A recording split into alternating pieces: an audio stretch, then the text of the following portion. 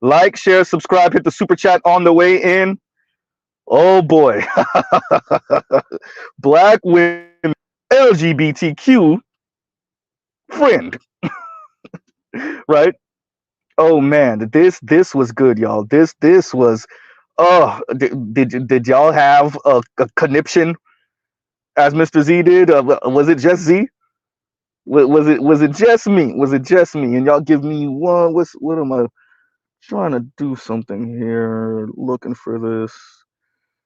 Looking. Give me 1 second, y'all. Okay, yeah. Okay. Yeah. So yeah. Um, if y'all didn't notice, I gotta bring this up early, right?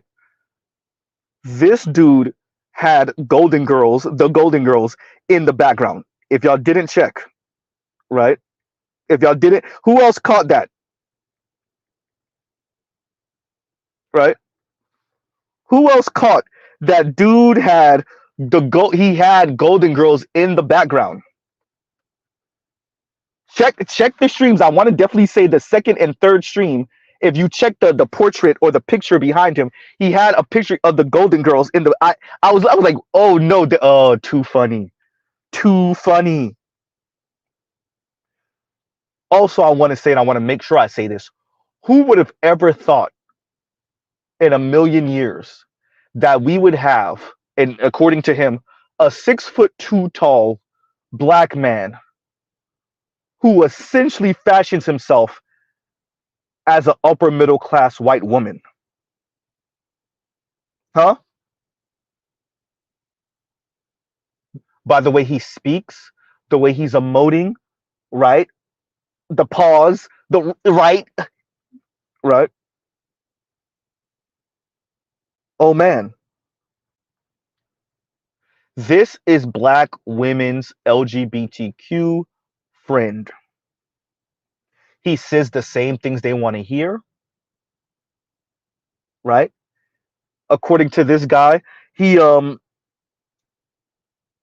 his it's looking like about a third of the women that he works with, the women of color, black women that he works with, end up with a non-black man, white man. Read white man. Let's be honest. When we know 0.5% of white men are married to black women, yes, you heard right, 0.5%, 0.5%. Why does that matter, Z? Something ain't right. See, he says he's not bashing black men. He's not really anti-black man. When you hear that, hear straight black man. How are you? Let me get this right.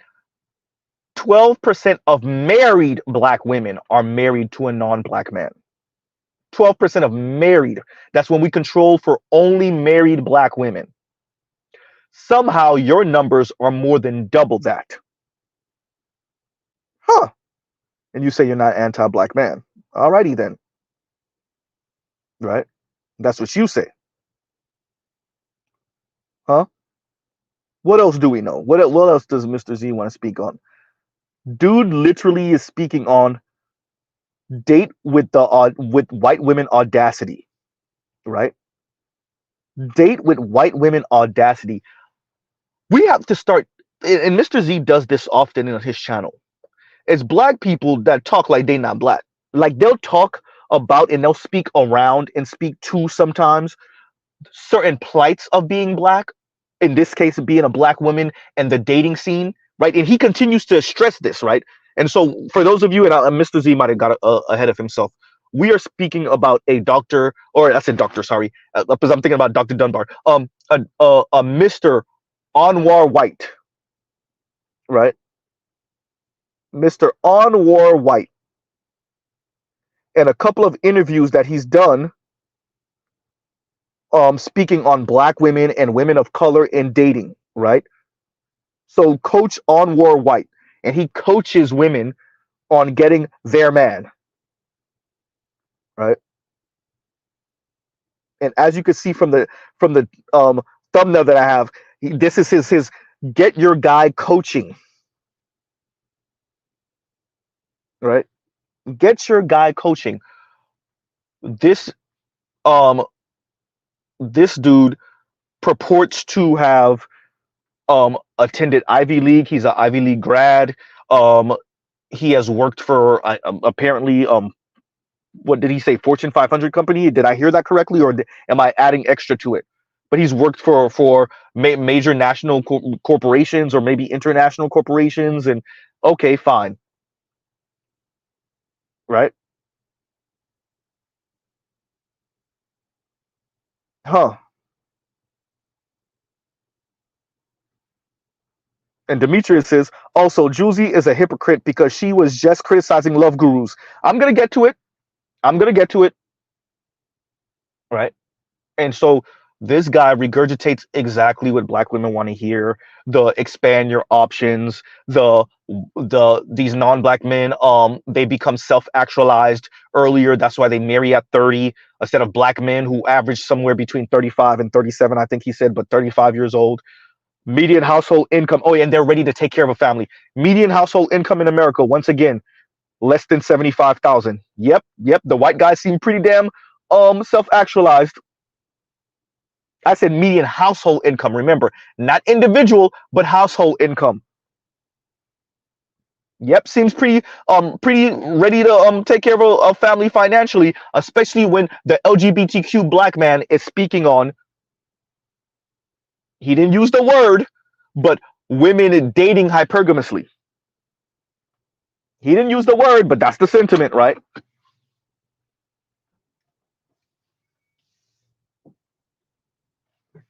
Huh? So I'm glad you brought up Juicy, Demetrius, because what did Juicy say? Now I'm gonna paraphrase, but what did Juicy say? Juicy essentially said she wasn't gonna wait to find a husband so she could have that kid. Was I the only one that heard it? Thank you, Juicy, for being honest. It's always been that. Uh-oh. It's always been that. Juicy just had the ovaries to say it. It's so could we finally, Dr. Umar Johnson and Steve Harvey and all these weirdos, can we finally have a conversation or be honest that black women intentionally have a child out of wedlock?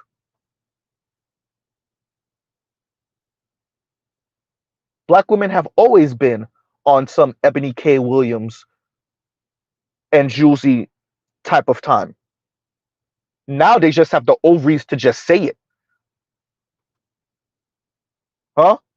Now they have the ovaries to say it.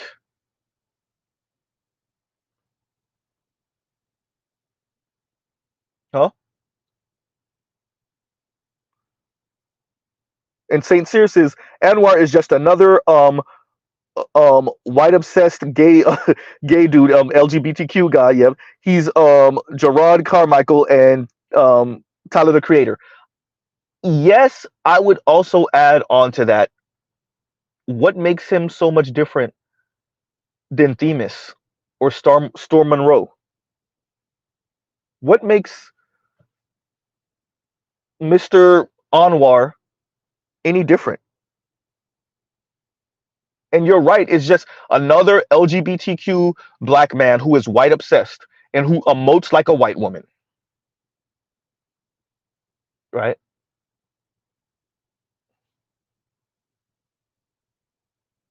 Once again, we get pushed this idea that black women earn more and are outpacing black men. Mr. Anwar, that is factually inaccurate. This man literally, and this is gonna be the focus of the show. This is why we're here. This is the focus of today's stream. He literally said single black women are earning more than single black men. Once again, a Tyler Perry falsehood, a Rebecca Lynn falsehood. Once again,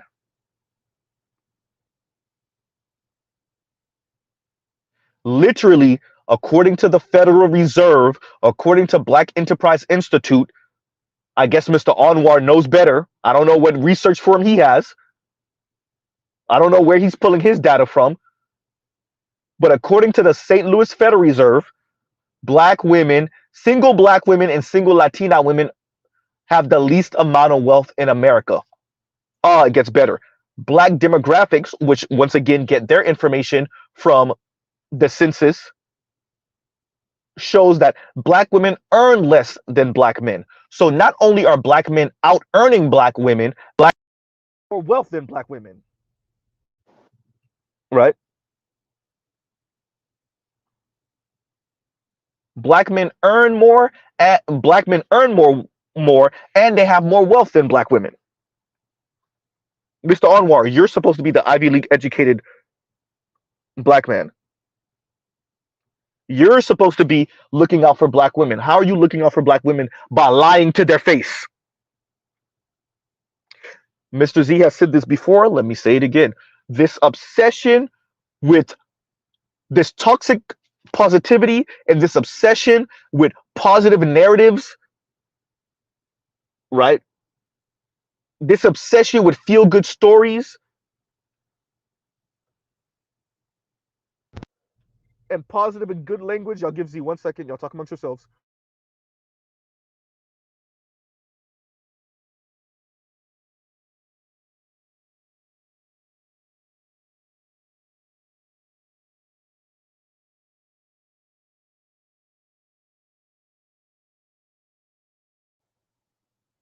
Right. So what we have here is, and Mr. Z's back. What we have here is this obsession with positive language, no matter how false it is, no matter how much of a lie it is, no matter how factually inaccurate it is. So we're not even in the place where we see a few black women getting to, and you hear Themis, if I'm not mistaken, recite, which is, yeah, black men earn more, but not enough more. We're not even there with Mr. Anwar. Where we are with Mr. Anwar is a straight up lie. Mr. Anwar, there are 500,000 more black men in America that earn $50,000 a year or more than black women. And every income group from $50,000 a year or more going upwards, there are more black men. For a grand total of 500,000 more black men than black women that earn $50,000 a year or more than black women. Every income group. 50 to 75, 75 to 100, 100 to whatever, and a million plus. There are more black men. Sir, you are supposed to be the college educated one. The Ivy League college educated one. Huh? That is why Mr. Z is covering this. That's why my title is what it is. Black women's LGBTQ friend. This is Themis, this is Storm Monroe, this is a number of them.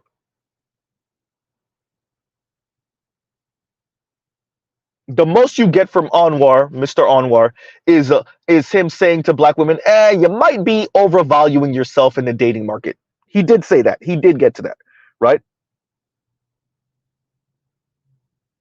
He did get to that. But outside of that, nope. Straight up lying to black women, but of course he is. Straight up lying to black women, but of course he is. What did we expect? Right? And these are the people that are supposed to be looking out for black women. These are the people that are supposed to be, quote unquote, matchmaking for black women, giving them falsehoods. You're factually inaccurate here. Black men earn more than black women. Black men have more wealth than black women. When black men and black women are employers, when they have their own business, their own any type of start, black men have more. Excuse me, I said more. Black men have more. Is he getting tongue tied here? Black men employ more people than black women do. Now, Mr. Z, y'all have heard Mr. Z say multiple times that I'm sorry, y'all, dude, just cut in the middle of the road. Y'all have heard Mr. Z say multiple times that we're attached by the hip because we are. It's really difficult to be attached by the hip when one of us is being lied to about our position and our role. Mr. Anwar speaks about energies, right? So this is just a dude that has fully adopted.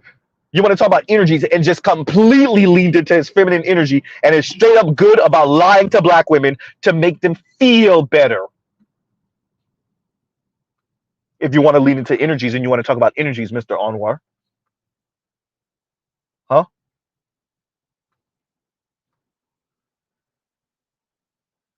And shout out to the young lady that was speaking about these red pill guys. Yes, the red pill guys listen to you and watch women like you speak to Anwar and let Anwar lie to your faces. Black women earn more than black men?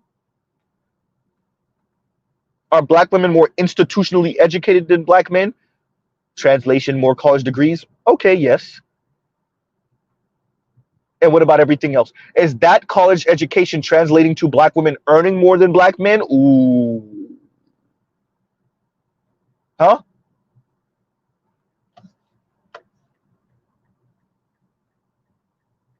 Mr. Anwar, what was the point of this little press tour that you did? Huh? All of these interviews that you've done. Huh? What was the point of it all? If you're going to lie to black women's faces, oh, that is the point, huh? To tell black women, nothing to see here. So in one of the interviews, one of the young ladies brings up essentially the wall, right? The wall. And when is it essentially when should black women start panicking? And he said there you shouldn't panic. I believe that what did he I'm paraphrasing, but essentially whenever is good for you is good for you. Yeah. And then he commences to defecating on black men because it's black men that aren't ready. Black women, you go ahead and continue to listen to LGBTQ black men who literally has the Golden Girls on his goddamn wall. I want you to understand, this man literally has the Golden Girls on his wall. Huh? Huh? Wow.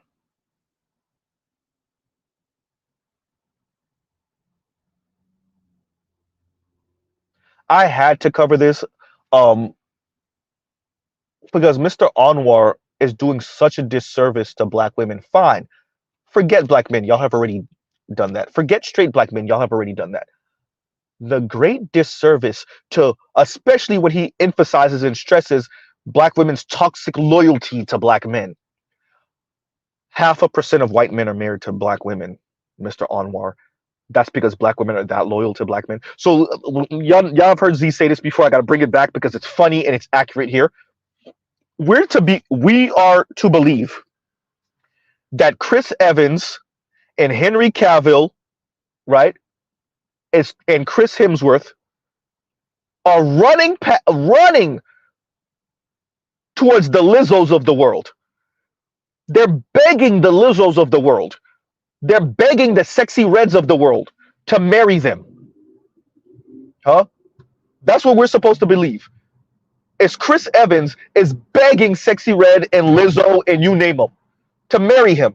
And the Lizzos of the world are like, no, no, no, no, no. I have to go back home to my 8-ish black boyfriend that's sleeping on my couch and that hasn't had a job in 5 years. Yeah, that's it. Ain't that right, Mr. Anwar? That's what's going on. Huh? Henry Cavill is saying, no, no, no, no, no, I can't be Superman because I have to go. It's taking too much time away from me and my pursuit of Lizzo. Huh?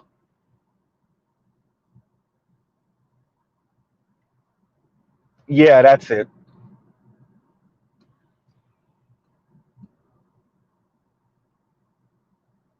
Huh? If you want to know much of the reason, not all of the reason, but much of the reason why you have this weirdness from black women. It's because so much of our society is about lying to black women. As y'all see here, straight up lying to black women.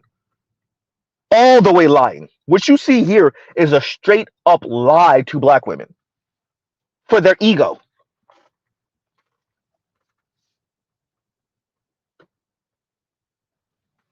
Black women's toxic loyalty to black men, black women earning black men, right? Black men not being emotionally intelligent, as in comparison to who? Huh?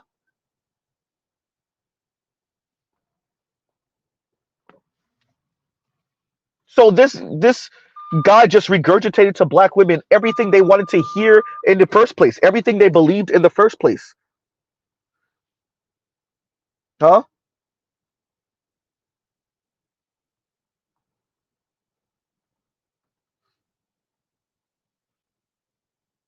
And we'll pause right here. And excuse me, Southern Purchase says, I sent you the, and thank you for the super chat. I sent you the clip you wanted to your email. Okay, I'll check it. I'll check it. And thank you, Southern Purchase. Thank you.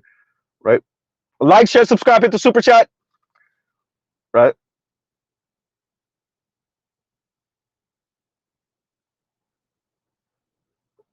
Dude straight up lied to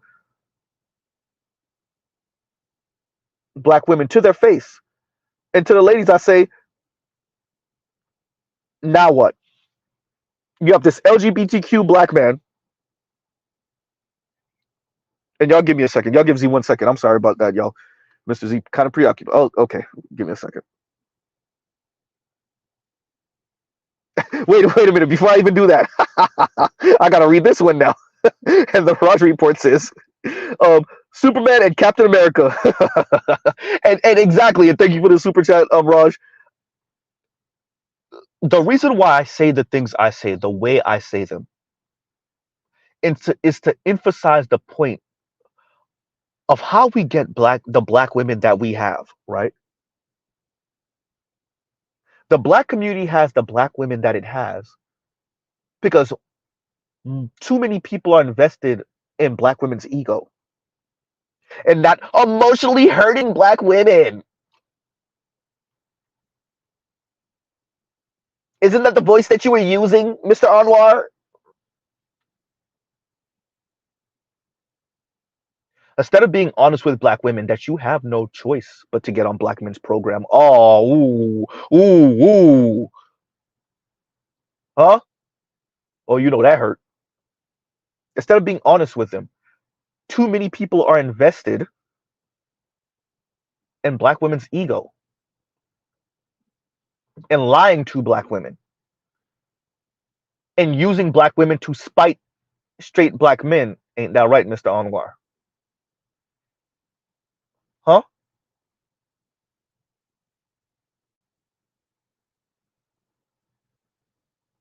Half a percent of white men are married to black women. Half a percent. Huh? And Compassionate says, exactly, black women's insecurity is too lucrative to not exploit. Huh? And once again, the Southern does. Excuse me. Once again, Southern Purchase. Thank you for the super chat. Thank you for the super chat. Huh? Straight up, you would think if black women, if you have a different type of sexual lifestyle, you would think if black women see you as more of a quote unquote ally, you would be more honest with them about how men move, think, and feel. You would be more honest with them about the little bit that you do know about straight black men, seeing that you're not a straight black man. But isn't that why you were talking about energies? Huh?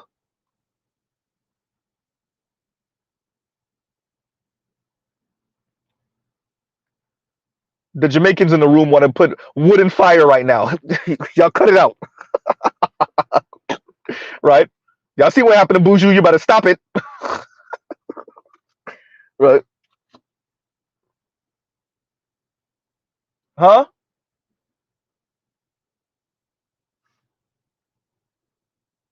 You would think that you would actually be doing black women a service by telling them the truth of the actual dating landscape instead of cherry picking which information you want to provide them,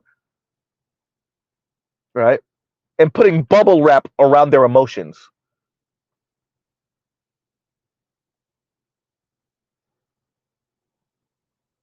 Dear black women, you get what you get when you listen to the Themises of the world and the Mr. Anwars of the world and the Storm Monroes of the world.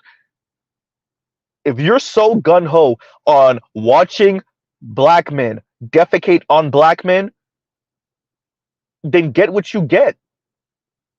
Whether that black man be a heterosexual black man or an LGBTQ black man. So whether it's FD signifier and foreign man in a foreign land and consciously and the like in their ilk, or whether it's Herbie and Themis and Mr. Anwar here.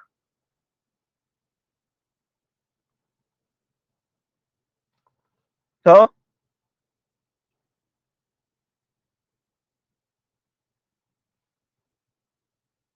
We cover this to emphasize that black women, as wayward as many of them are actually encouraged to be even more. The circle they have around them, the circle that they've curated for themselves and cultivated for themselves, is an echo chamber of insanity. And I use the word insanity on purpose.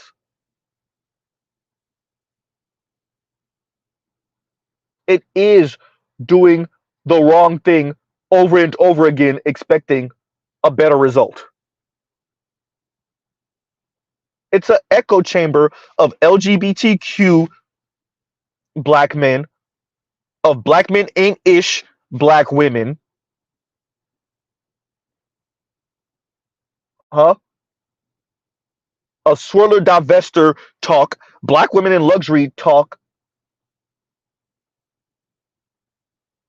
It's better you be single than quote unquote lowering your standards talk, which is much of what Mr. Anwar was speaking on here,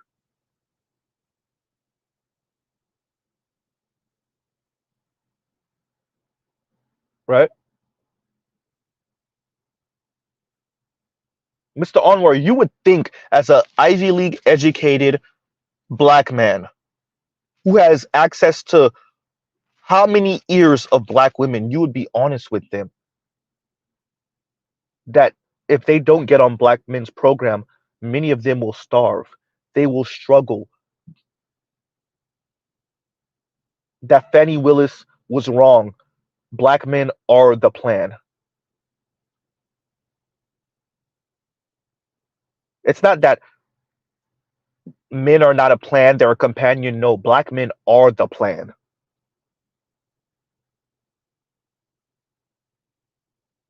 Huh? So Anwar goes on to speak about how he essentially sees more and more of men going essentially the wrong way because of these red pill content creators or manosphere bros. He used a different term, but essentially it's the that's the message and that's the sentiment. No, Mr. Anwar, men are dating women. Straight men are dating women. Straight women, apparently, um, and those women are wayward. Men are dating insufferable women, kind of like the women that listen to you, and they're interacting with those women, and then they come listen to us. I want to keep on emphasizing this. The reason why you have young men listening to the black manosphere, I didn't just say black young men, now did I? Uh-oh. The reason why you have young men listening to the black manosphere is because they've had decades of men like you, Mr. Anwar, lying to them. Men like FD Signifier lying to them. Men like Themis lying to them. Men like foreign men in a foreign land, lying to them. Men like Irby, lying to them. Women like Kim Foster, lying to them. Women like Julesy, lying to them. Women like T Noir, lying. I could go on forever. Huh? Women like Nappy Head and Hoba, lying to them. Men like Conscious Lee, lying to them. Men like T1J, lying to them. Then your sons go out into this dating world and they run right into the wall. Bow! Y'all know Mr. Z like doing that. They run right into the wall of the women's hypocrisy, Mr. Anwar. They run into the wall of women's hypocrisy. You know, the patriarchy under feminist specifications wall? You know, the hypocrisy that you were speaking to when you were speaking about how women are doing so much better, but yet women are supposed to still marry up? How does the math, Mr. Ivy League educated? Huh? How does the math?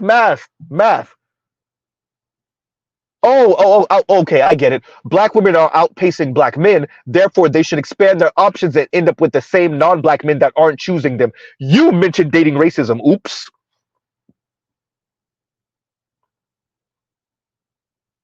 I thought you were supposed to be their ally, not the liar. Oh, I guess that's what you mean by ally. You lied to them to make them feel better about the current environment. Okay, I get you.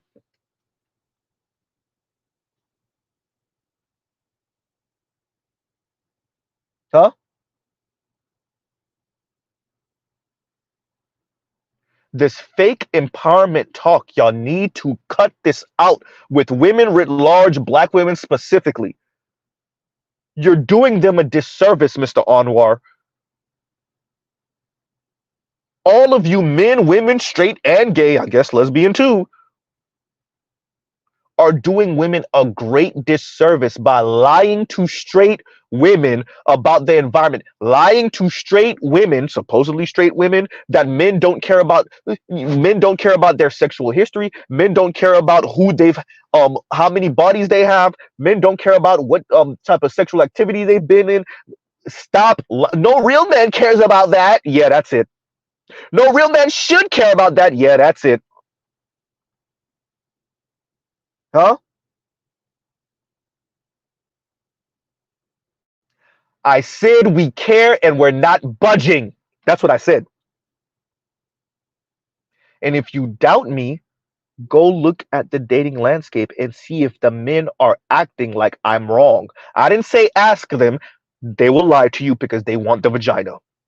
I'm saying pay attention to who they're getting married to, ooh, Z, and who they're staying married to, ow, Z. Huh?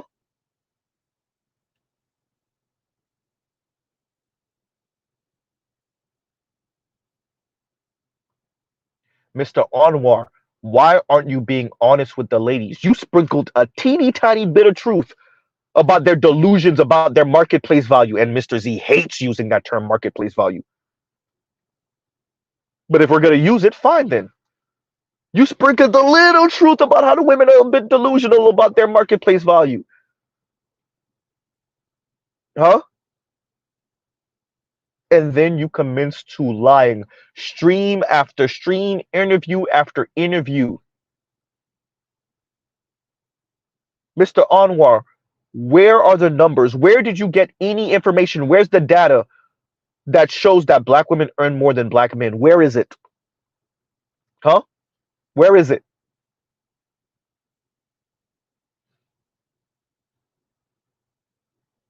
Where is the information that shows that black women are toxically loyal to black men? Stop lying to black women and stroking their ego with this toxic loyalty crap. Tell them the truth. The white men ain't checking. Ooh, Z. They're having sex with y'all. They're not marrying y'all. We got the numbers. Huh? The dating divide says women of color respond first to white men, then to men of their respective races. Yet, only 0.5% of white men are married to black women. Sir, that does not speak to loyalty. That speaks to anti-blackness directed towards black women, that white men will pipe black women, have sex with black women. maybe even go down on black women, but won't marry her. That's not loyalty, sir. That's a lack of marital options. Huh?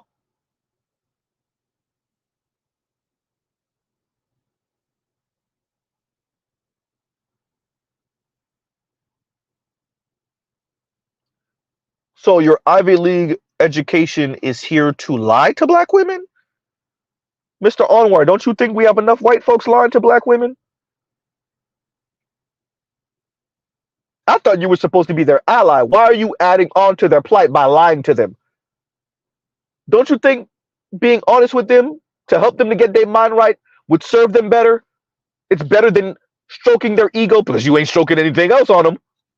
But don't you think being honest with them instead of stroking their ego and having them play their role, getting on black men's program, don't you think that would serve them better? But you don't.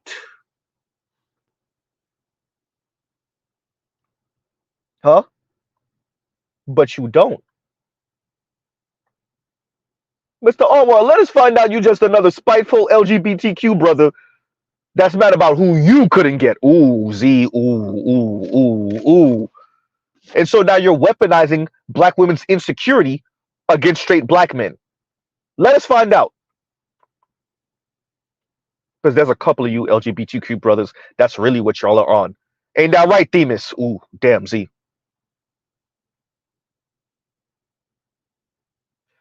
Dear black women, is it really wise to begin your ideas about what straight black men desire?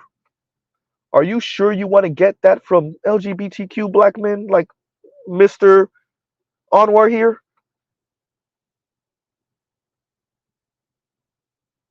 You're not speaking to straight black men. You're speaking to a LGBTQ black man who's over here talking to you about energies. Oh boy. Facepalm. Facepalm. Right?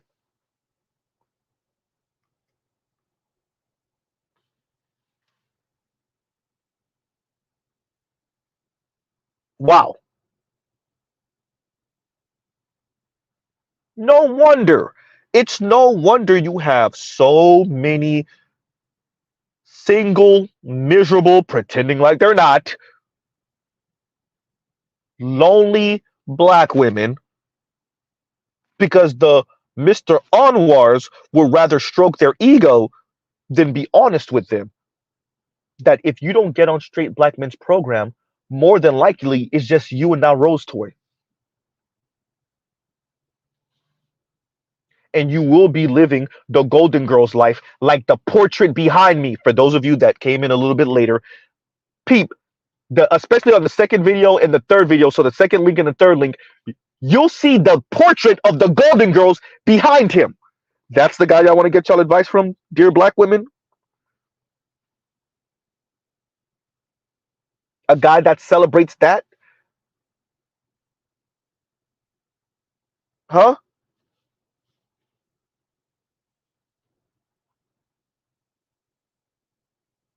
And Kevin C, thank you for the super sticker. Thank you for the super sticker. Right? And Raj, once again, thank you for the super chat. And Raj says Superman and Captain America. Right? That's the way they speak, Raj. And shout out to the Raj report. That is the way they speak. The Mr. Anwars, the Themises, the Storm Monroes, the Irbies, they'll tacitly admit certain anti-black things that black women got to deal with when it comes to non-black men, and then they'll advocate for black women to quote unquote expand their options anyway, and speak as if white men are just waiting in the wings. The Chris Evans and the Chris Hemsworth and the Henry Cavills of the world, right, are just waiting, right, for black women to give up on their toxic loyalty to black men, right? The Justin Biebers of the world are just waiting. Huh?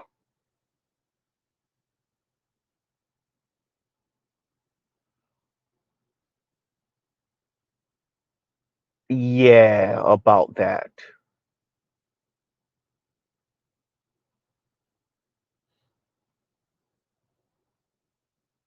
Right? Saint Cyr says, don't forget the non-black people of color men waiting on them too. Exactly. Huh?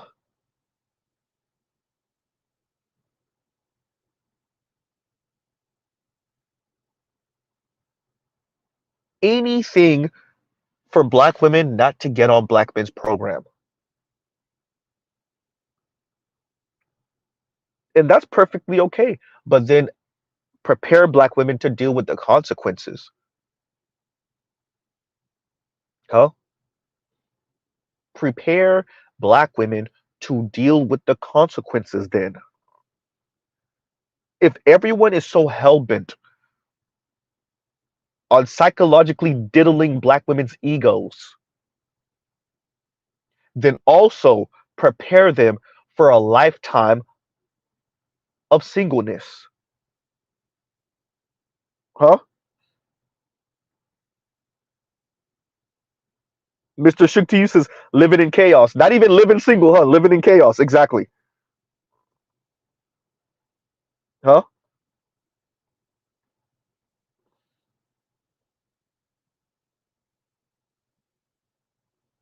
Dr. Anwar, listen, Doctor, I really want to say Dr. Dunbar. Mr. Anwar, are you really doing the work? What do you mean, Z? Are you really doing the work? Are you preparing black women for a lifetime of solitude? Ooh. Huh? You got golden girls on your wall. Are you preparing them to have to live two and three and four and five deep in the same home? Because unlike what you said, because it's factually inaccurate, black women don't out earn black men. They do not earn more than black men. Huh? Black women, what, 40-hour work week are earning what, some $36,000 a year, something like? And the median income for black women truly is closer to what, under $30,000, something along those lines, 28, 30,000. Yeah, that sounds like a group of women that are out earning their male counterparts. Black men, huh?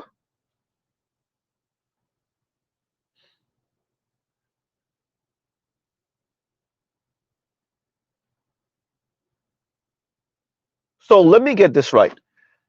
Tyler Perry, Mr. Anwar, Rebecca Lynn Pope are around a handful of kick-ass black women that are earning a significant amount. And these grown-ass adults tell themselves, oh, I guess women are out earning men. Correction, Z. I guess black women are out earning black men.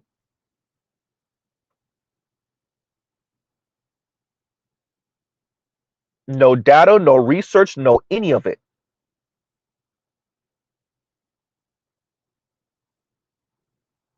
It's a whole lot of people lying to black women and diddling their egos. Huh? Everyone from Derek Jackson to Mr. Anwar over here. Lying to black women and diddling their egos.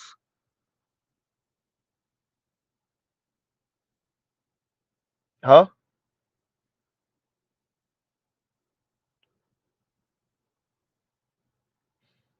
Regurgitating all of the black women superwoman tropes back to black women.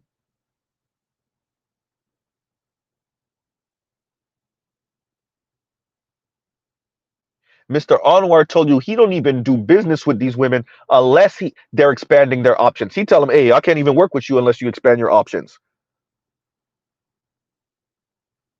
Because that sounds like someone that's looking out for black women. You know, the women that live in an anti-black society. You know, this neo-colonial white project we call America here. America, yeah, telling a bunch of black women to expand their options to non-black men who have clearly already shown them what they think of them. Yeah, you're doing black women a service. You're doing black women justice. Yeah, that's it. Huh?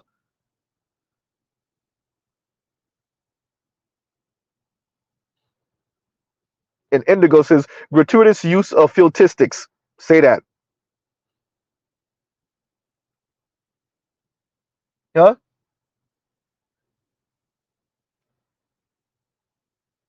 Diddling black women's egos is good for black women. How now? How does this benefit black women? Fine. Defecate on black men. Y'all already doing it, right? Defecate on straight black men. But how is what you're doing benefiting black women?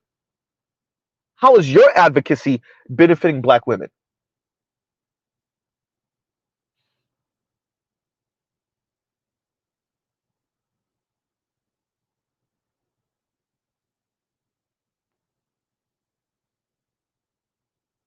And Grab Second Gear says, "How you a matchmaker and have the picture?" I think I know what you're saying. The picture of old single women picture in the background. He got a gift, bro. Dude, literally, when I was so Mr. Z is working while I'm listening, and took out my phone for a second and glanced, and and I saw it on the first one. I'm like, dude, really? Is that Golden Girls? And I was like, oh, that really is. And I saw it on the second interview. I'm like, oh, right.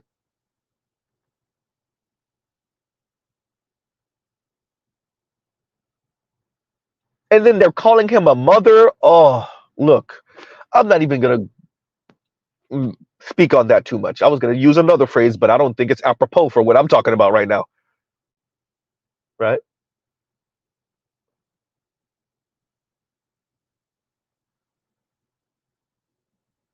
That's not even the focus of this. The focus of this is LGBTQ black men claiming they're doing black women a service when the service seems to be keeping them goddamn single. Huh? And Compassionate says he's mate guarding Z, more pussy for him if black women die alone. Apparently, huh?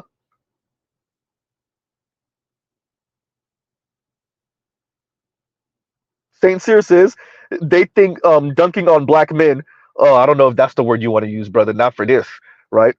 They think dunking on black men will really lift their social status, right?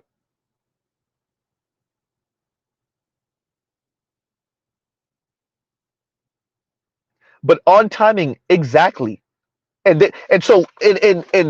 Anwar spoke to that, right? The black men having to level up, right? And so on timing says black women curve 90% of us and blame the black men she don't even want for her relationship failures. Typical narcissist. Yes, and that's their point, right? And that's their point. Their point they would read what you're saying on timing and say, yeah, because you're supposed to level up. You're not on my level. Now, never mind that you actually out earn her. You're in less debt than her, right? You have more wealth than her, but you're not on her level. But she has a funky degree and she's driving a baby Benz and she has this luxury apartment she can barely afford. On average, black men earn more than black women, and black men have more wealth than black women. But a funky degree from a PWI and a middle management job in an office somewhere and a baby luxury car means that she's on a higher level than you.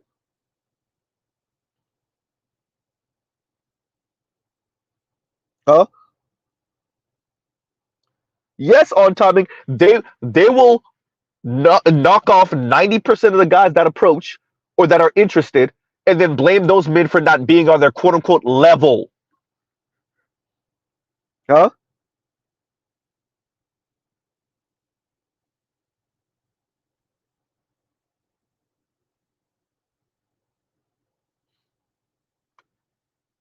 And then they have men like Mr. Anwar over here, whether straight or LGBTQ, to lie to them and diddle their egos. And occasionally, if they're drunk enough, smash. Ooh, Z, ooh, ooh, ooh. You want to know one of the quiet parts? Ooh, do we want to speak about black women and how they're disgusted by this, but low key, every once in a while, something be going down? Uh oh. Oh, I'm not supposed to talk about that, right? Okay, okay, okay. We'll leave that. We'll leave that. All right, black women, we'll leave that. We'll leave that. Huh? Let's just say it's not just butch LGBTQ women that be out here dealing with men. It be straight black women out here dealing with LGBTQ men too, and not just the butch, well, the masculine ones. Black women, y'all don't want to talk about how y'all be engaging with some of the feminine brothers that's LGBTQ too? No? Okay. All right. All right. All right. All right. I'll leave it alone. I'll leave it alone. Huh?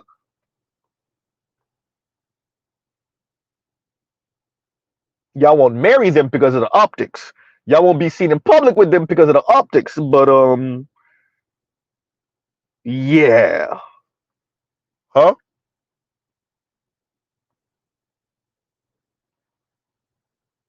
Ain't nothing funnier than black women trying to use LGBTQ insults on straight black men and DL secretly down low insults on straight black men. Black women, y'all really don't want to do it.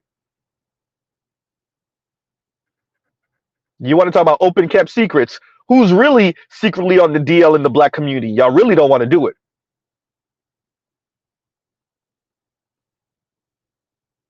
Huh? Mr. Anwar, I would suggest you watch how you talk. I said it. 6'2" don't mean nothing to me. You're Ivy League and you're lying to black women. For what? To Dirty Mac? With you the other side of Princella? Oops. Huh?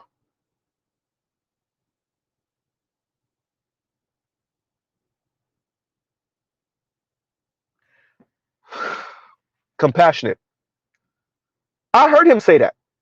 And Compassionate says Tevin Campbell say he got more advances from black women when the gay rumor started. Huh?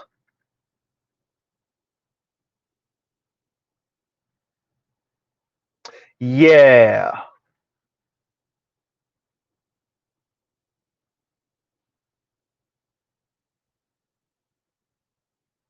Mr. Anwar, if you claim if excuse me, Mr. Z over here stuttering. How did he do it, Roland Martin? Y'all be leave Roland Martin alone. Jason Black and Tariq Nasheed. But Mr. Anwar, if you claim to care about black women and the advancement of black women, forget everyone else, right? Women of color, black women primarily, then you have to be all the way honest with them. Not pick and choose honest with them, huh? But all the way honest with them.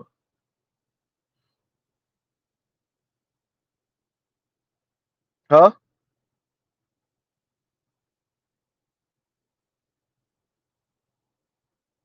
And so when you pick and choose which parts of black women's dating dynamics you want to forward to them and slightly hurt them and just a teeny tiny bit of soberness. I'm just gonna just a drop, just a drop. I'm just gonna give you a drop. Yeah, it's not good enough. It's not good enough, right?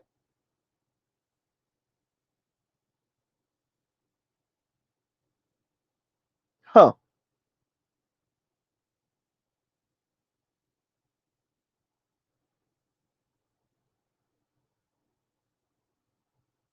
Oh, okay, okay. Spain man, yeah, okay, yeah, yeah. And Spain man said it earlier. I didn't even see that you said that. And Spain man says, "Lord, don't tell me he's running a reverse Princella." Apparently, right? Yeah, and this is my point. And I'm Waffle says, Z, honestly, honesty is bad for business if your primary clientele are black women. Yeah, yep. And this speaks to something that we've said in the Black Manosphere for a while now. BGS stressed it today on his stream. Y'all check out BGS's stream from earlier today. These people are using like the same talking points from like 50 years ago. They're outdated as hell. They're factually inaccurate. They've always been factually inaccurate, but they're still using them.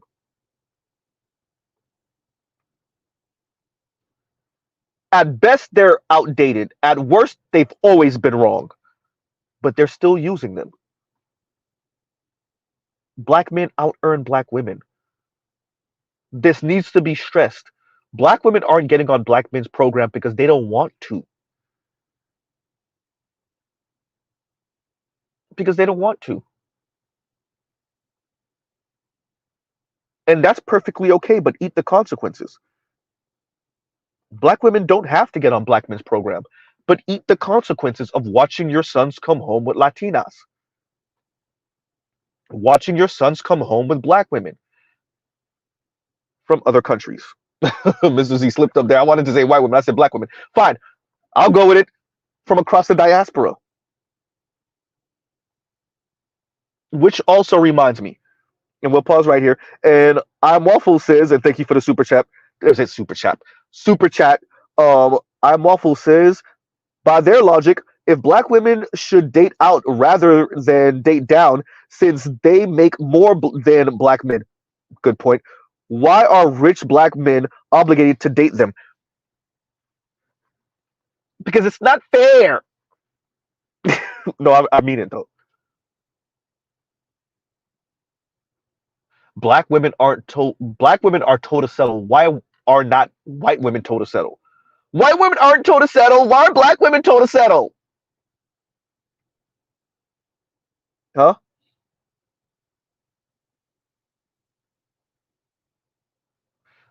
It doesn't matter where she ranks. She should still be able to marry up, all the way up, in class and income, in status. And that reminds me of something I was attempting to say earlier. Peep, one of the black women in the interview straight up said, you know, these non-black women are out competing us. They're getting black men. Black men are cool, and she said it. Cool. Straight black men are cool, and these non-black women are just out competing us. No, ma'am, you're wrong. You're wrong. It's not that non-black women are out competing black women. Black women are forfeiting the game. You're not being out competed. To be out competed would mean you would be competing. You would have to compete first to be out competed. You're not competing. You think you're better than competing for black men. Dear black women, if the dating scene is open, then guess what you have to do? See, black women think it's okay to compete for non-black women. Excuse me. Huh. That too for LGBTQ black women. No. Black women think it's okay to compete for non-black men, but black men are supposed to be a given. This is why it's okay for whatever black female Olympian it is to put her medals on her amputee white husband, but not Simone Biles Owens put her medal on her black husband, right? That's why it's okay to pay and subsidize the F minus list actor from Boy Meets World, Chili, but not you be a famous rich black woman and subsidize a black man. Huh? No, black women. It's not that the non-black woman, the Latina, the white woman, the Asian woman, whatever Middle Eastern woman, it's not that she's out competing you. It's that you forfeited the game because you don't think that black men are deserving, ooh, using your words, ladies, deserving of being competed for. And oh, it gets worse. then you throw a fit when that black man is happily married to a non-black woman. Huh?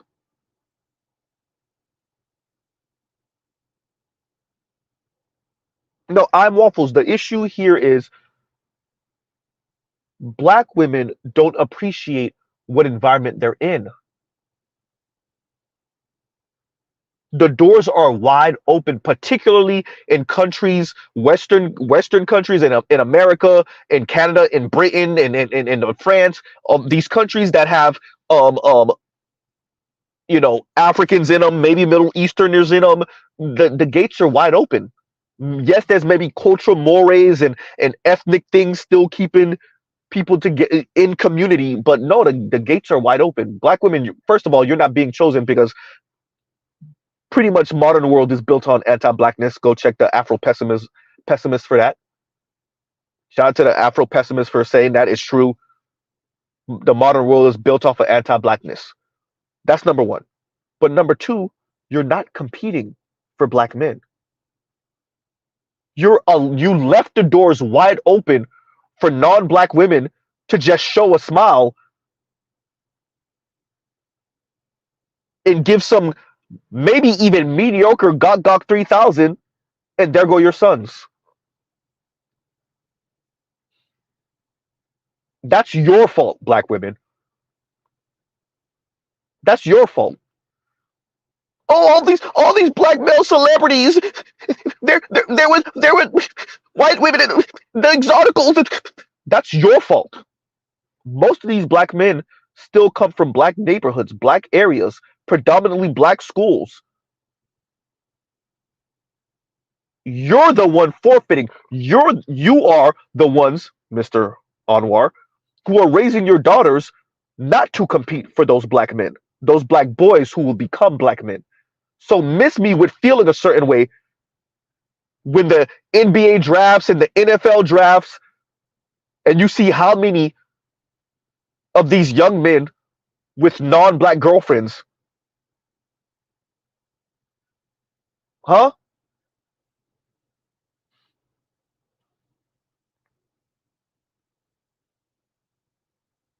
And what's going on? Gold Professor in. Y'all already know this is the moment that we recognize Gold Professor because Gold Professor, for those of you that don't know, was the first to suggest that Mr. Z starts his channel.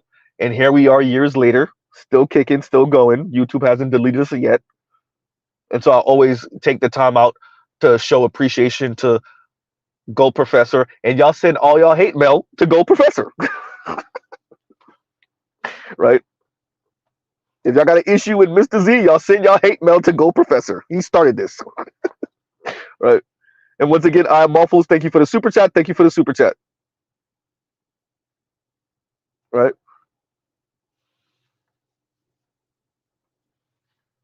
Mr. Anwar here is more proof of how many people, both black and non-black, are committed to keeping black women single, are invested in keeping black women single, are invested in lying to black women, are invested in selling black women nothing but positive narratives.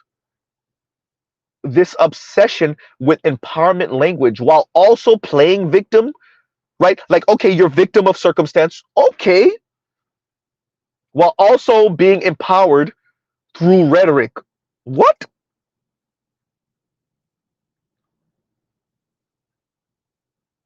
Right?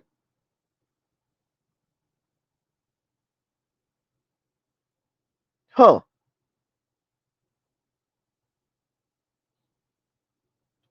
This LGBTQ black man, instead of being really honest with black women, not just once again sprinkling the honesty. There's a pun in there. Oh, it's an ugly one too. Would rather lie to black women.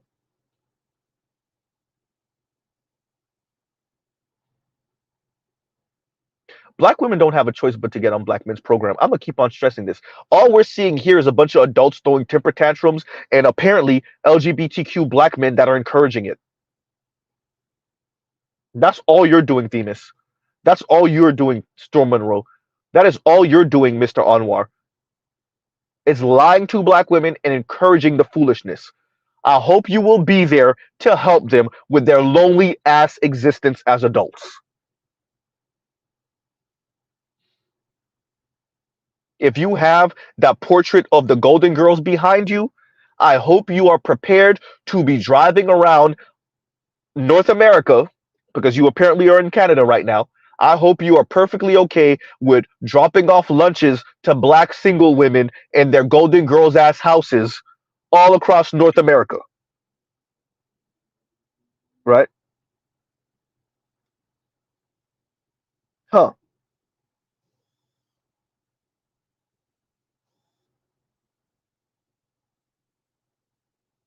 And y'all gives you 1 second. Y'all talk amongst yourselves.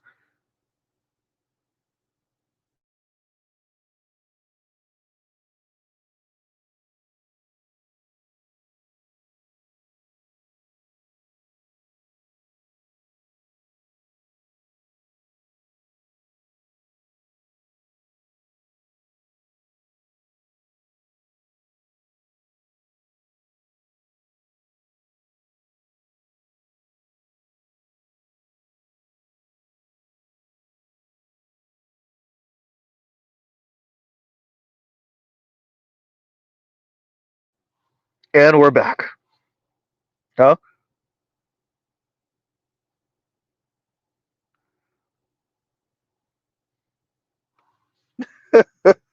Dre, look, he's there. That's where he is. Right? And Detroit says, and thank you for the super chat, Green Goblin and then characters and then 40 and then characters and then 4450 and then character. Look, Detroit. I don't even know. I don't even know if this is Mandarin or if this is Japanese or if it's even Cantonese. Right?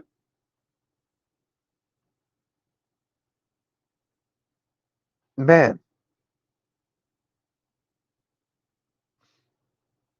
Huh?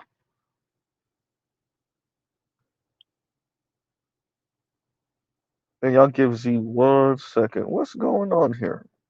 Y'all gives you a second.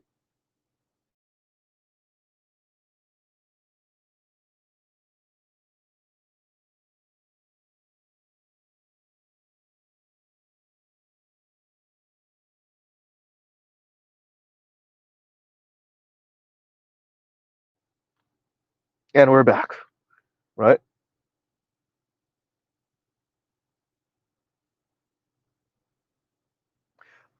Good point. Okay. All right. All right. And Compassionate says, I think the Get On Black Men program ship has sailed. Now it's get down or lay down. Uh-oh. Hey, no, for real though. And who comes to mind right now is Black Uru and what Black Uru has said to us about who we are going to have to handle first. And it ain't the women.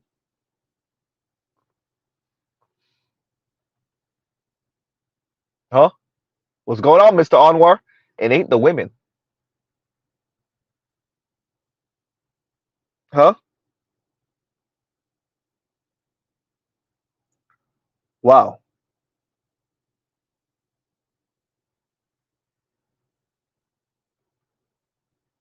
You would think, and I continue to emphasize that he is Ivy League educated. He didn't say from what institution. He did not say, or at least I haven't watched anything with him speaking on it. Right? And Detroit says, Z, it's traditional Chinese translation. Green Goblin lunch special, 4 for 40. Calories equal 44.5 million. God, nobody could eat that. It reminds me of those people that you hear that go to one of those like restaurants that serve the like unlimited steak, but you don't have to pay for it if you can continue eating to a certain amount. and then the person like dies of a massive heart attack. Ain't nobody eating no 44.5 million calories, right?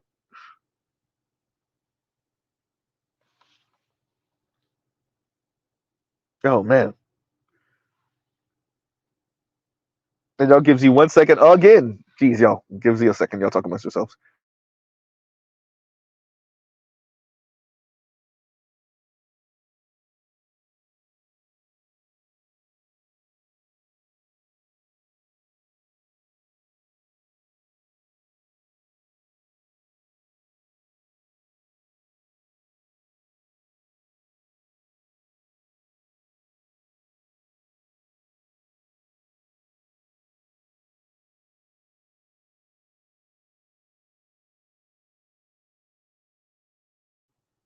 And we are back.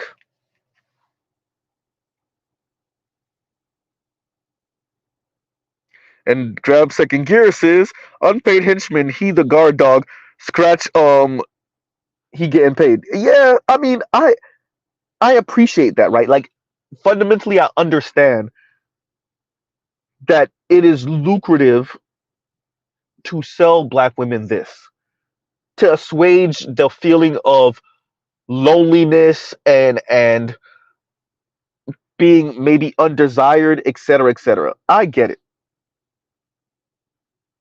But if you purport to actually give a damn about them, screw everyone else, right?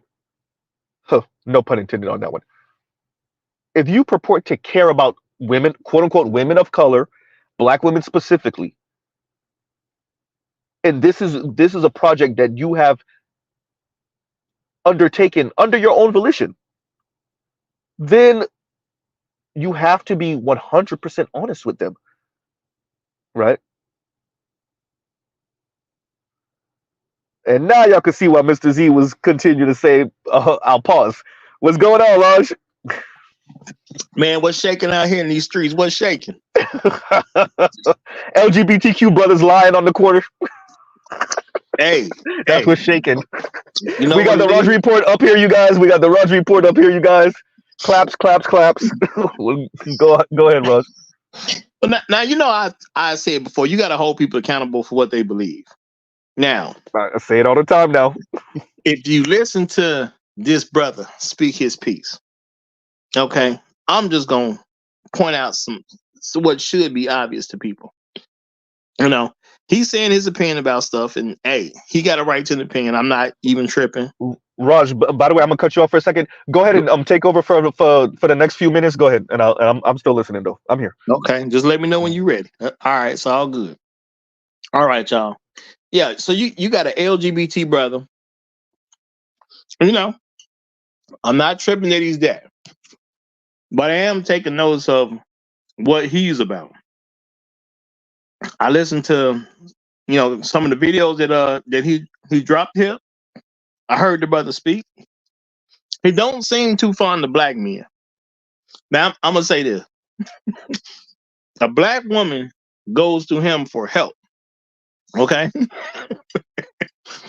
even if there's a perception that she's bent on getting a black man, you went to a gay black man. Now this is the thing: do gay black men like straight black men? Think about that question, y'all.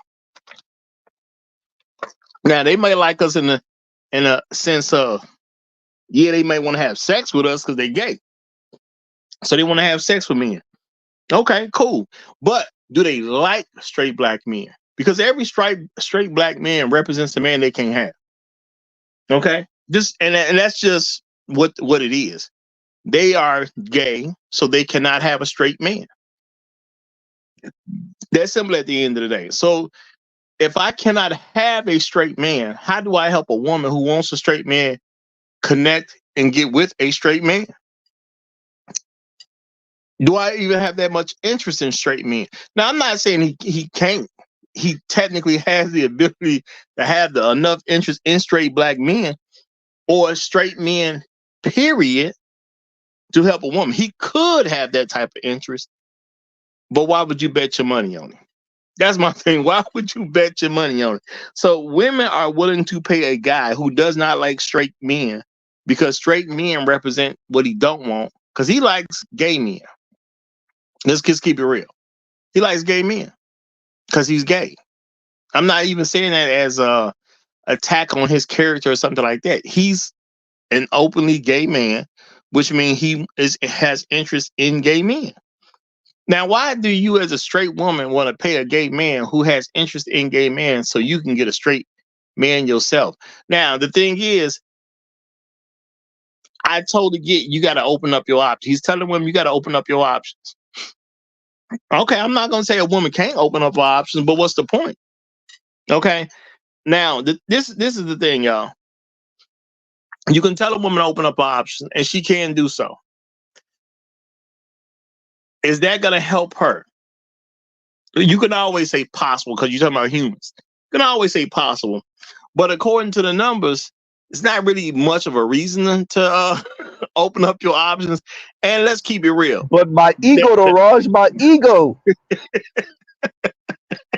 But I was saying, let's keep it real. Your options been open. Her options been open.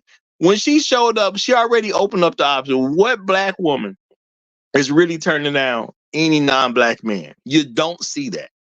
Okay, I'm not gonna say it don't exist. Just like I say, y'all, I can find you a guy with no legs. Yeah, you can find anything with over 300 million people in the population. Because America got over 300 million people. You can find anything per se when it comes to people. But let's keep it real. Their options already open. Okay, the dating divide just simply proved that the options were already open. So telling some black woman to open her options, number one, is redundant. Her options been open. They was open before they even knew who you were. Number two, if they don't want her, what is she gonna do to change that? Open your options don't change that. You got to teach somebody something for real. It can't be no up and down stuff. And I get it. If you're trying to teach a server, you're not gonna tell what your information is anyway. So the thing is, you try to make money off the fact that black women want some other man other than the black man. Now, my thing is, I ain't gonna knock your hustle. I ain't gonna knock your hustle. But at the end of the day, you know, when it comes down to it, you got to sell this at some point. But black women are so crazy, they will buy hope. Now, that's the one thing about why a business model where you sell hope to black women can work. Because they'll pay for hope. It just is what it is. Black women do a lot of crazy stuff over hope. So if you can make them hope they're going to get somebody, they will pay for it. So Raj, I don't understand why his business wouldn't be lucrative. It gets even worse to me, Raj. The brother said, I'm saying brother loosely, when black women, for him to do business with you, you would have to expand your options. He ain't even working with you if you don't. So if he does come across a sister that says, "Hey, I only want a black man," he's like, "Nah, you got to expand your options." Again, redundant. Her options been expanded. What black woman is turning down white men? Hey, you know why? You know why it's funny? Because it's a circular. Because what I'm saying is, even because that's what the sister did, right? She gave a hypothetical. Like, what about the black woman that only want a black man? And he's like, yeah, no, I don't work with those people. Yeah, essentially is what he said. And he's telling the truth because they don't too much exist. Hey, this dude. So you know what it sounds like? It sounds like one of those schools that claim that they're a high grade school. Like, you ever see those schools that's like, yo, we're A+ school and all our kids are doing well and all our kids go off to university and whatever, and then you find out they're selecting the children from the jump. Right? So it's like a curve. It's like, bro, you don't educate these children to be better. What you're actually doing is picking them from the jump, and then you're starting from the best children and just making them better, if even. Right? So yeah. Absolutely. And my thing is, you know, you can try to help black women do a lot of stuff with non-black men, but when it just comes down to the numbers, the numbers show it's a failure rate, period. So I'm not going to even say he don't have nothing to give him, because if he's smart, he ain't going to tell everything for free if he trying to sell it. But at the end of the day, if you just simply look at the rates, it's a failing concept, period. Now, if he's saying I charge so much money that I win no matter what, I can understand that. If you overcharging people for something that you're not going to promise to deliver, you can win personally yourself or as a small business yourself. But just the rate of Black women being married to non-Black men, nobody's selling that as a service and winning at it because the numbers don't support anybody winning at that. You can take a small personal win as a company, but collectively, that's obviously a business that don't work because you don't even got 1%. You know, That's a horrible business model. That's a horrible business model. it's a horrible business model if you want to succeed. I'm saying it's a great business model if you're willing to take Black women's money because they will spend it on hope. And I was about to say that. Yeah, going back to what you were saying about the hope. Yeah, train tracks. So yeah, no, it's hopium. It's hopium. What he's selling is hopium, hope that you get out of Blackistan, right? That you get out of this. You know you're no longer shackled. And I've said this before. Like I think it was Compassionate. I was like, oh man, I'm gonna say it again. You're no longer shackled by Black men's ineptitude. Right, you're no longer shackled by mediocre Black men. You're no longer shackled by, and this we know it's factually inaccurate. We know that Black men earn more than Black women and have more wealth than Black women. But the dominant narrative is that Black men are a burden on Black. Forget the white man's burden. It's the Black woman's burden of being shackled to Black men and being associated with Black men because of their skin color. And what he's selling to them is the hope that you work with me and I get you out here to end up with a really ballerific ass Black man or with a white man, and you're no longer shackled to the poverty that is associated with Black men with, essentially. Right? I was trying to find a different way to say it, but that's the way to say it. So yeah. Well, the thing is, he getting paid because go ahead, Roger, they're paying to. I'm saying he's getting paid because they hear somebody else say something that's already there. Because again, they already come through. They already come through with their options open. They just don't have no way to cash in on the option. The option to them is open. The problem is they don't have somebody on the other side saying my options are open too. That's what the problem is. Black women ain't waiting on Black men for nothing. Okay. That's number one. They not waiting on Black men to say they got permission to date other people. What they're waiting on is other people to have permission to date them. That's all it is. So he's just being redundant. But Black women will buy it because they will pay for hope. If you tell them what they want to hear, they that's will where pay the ego come in. No, I agree with that. I agree with that 100. That's where the ego and the hope come in. But then look at the framing of it. Look at the framing of it isn't we're waiting for non-Black men to open up to us. It's that we're too loyal to Black men. So even with the framing, exactly. That's my point. The framing isn't that okay? Hey man, like look. We're not really that loyal to Black men. It's these non-Black men, and that goes to somewhat of what BGS covered earlier today with Dr. Francis Cress Welsing, essentially just saying it. But now that we 50 years out, Black women they're not saying these non-Black men ain't checking. We're waiting for them to look at us and to see us as not simply sexual objects, but to see us as viable wives. They're not saying that. They're framing it like Black men are beneath us, and we're stuck with Black men, but these non-Black men aren't checking for us. So I guess we'll end up with Black men that we feel that we're better than. They're not framing it that way. So yeah, no, I agree with you. Well, there's no reason for them to frame it that way, because if they framed it that way, they would have to look at their own failures. Because the failure is, I can't present myself to a white man good enough for him to accept me. It is their job to get a husband. It is their job to find the person who's willing to take care of them, regardless of whether he's Black, white, or anything else. So the issue is the fact that I cannot present myself in a way that the guy that I want, because I want this white guy will not accept me. And that's a personal, that got nothing to do with Black men. That is personal between Black women and white men. But in a system of white supremacy, you don't blame white men for anything. So what is she gonna do? I'm gonna take my aggression and my anger for white men and point it somewhere else. Where do I point it at? Well, I got to point it at my own man because I can't point it to anybody else because I want anybody else to come get me. So I can't say nothing bad about the Asian. I can't say nothing bad about the Indian. I can't say nothing bad about the Hispanic because they may not want me if they hear I said something bad about them. So the only way they can direct it is toward black men who has zero to do with their failure.